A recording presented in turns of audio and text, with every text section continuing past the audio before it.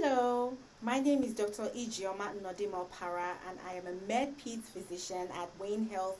and Wayne State University School of Medicine, where I co-direct our global and local urban health equity program, as well as I direct the Health Equity and Justice in Medicine initiative, which I'm proud to have founded. The title of my poem today is When Our Pressure Rises, and I wrote it in recognition of Black Maternal Health Week, which is from April 11th to 17th of this year, and to raise awareness about one of the leading causes of Black maternal mortality, which is hypertensive disorders of pregnancy, a condition or a set of conditions for which Black women and Black birthing people are placed at risk as a result of structural racism and sexism. In fact, a condition which I myself live with. When our pressure rises, it is a sign that all is not well with the earth as she rends herself asunder, grieving the systolic injustice and the diastolic violence that results in the hyperactive tension, holding our cardiovascular system in bondage, holding our cardiovascular system in bondage, holding our cardiovascular system in bondage. When our pressure rises,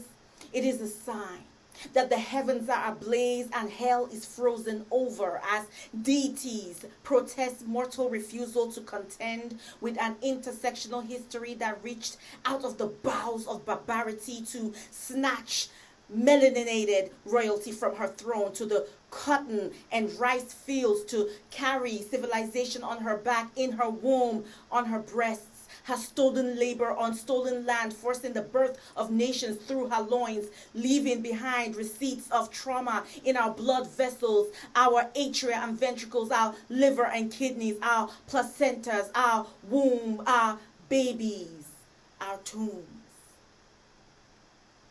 When our pressure rises, it is a sign that you and I have accepted and normalized the lies of Carl Linnaeus, Charles Morton, Samuel Cartwright, and Charles Darwin about the natural inherent inferiority of blackness.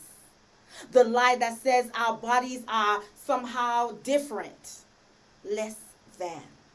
Our organs are different, less than. Our intelligence is different, less than. Our souls are different, less than.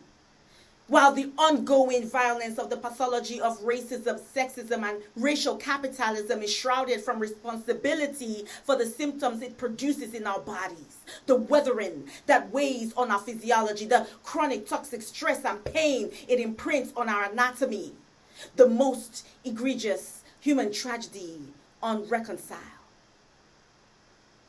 But when our pressure rises and we rise, when we take to the streets and to the polls, to our healthcare providers and to government roles, to the churches, mosques, synagogues, temples, and shrines, to the schools, stores, restaurants, courts, and mines, to the farms, clinics, prisons, and corporations, to the non-profit societies, sports, and every kind of organization, when we bring the heat and the smoke and reject the okie doke, and when we burn complacency and build urgency, when we speak, shout, scream, and pout, when we silence the lies and amplify truth, forcing America to see herself, reconcile with herself, repair herself, restore herself. When we wake her up from her nightmare in order to live her dream, when we recognize that we cannot medicate our way out of intergenerational trauma transmitted through the placenta, that holy historical site of unrepaired harm and injury, the only anti-hypertensive medicine needed being reparative justice. That's the victory. Because then and only then can peace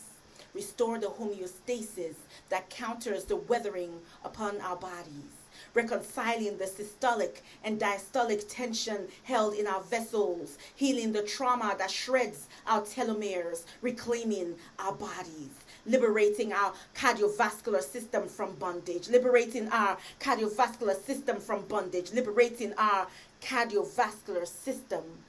from bondage. When we rise, still we rise.